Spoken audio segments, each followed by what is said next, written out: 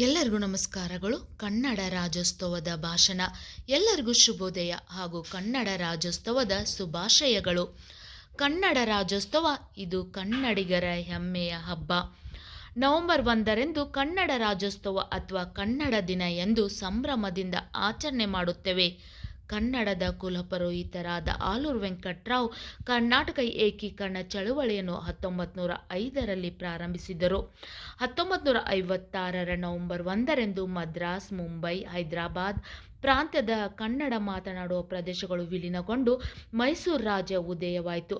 ಅಂದಿನಿಂದ ನವೆಂಬರ್ 1ರಂದು ಕನ್ನಡ ರಾಜ್ಯೋತ್ಸವ ಆಚರಣೆ ಮಾಡುತ್ತೇವೆ. ಕನ್ನಡ ಭಾಷೆ 2000 ವರ್ಷಗಳ ಇತಿಹಾಸವನ್ನು ಹೊಂದಿದೆ.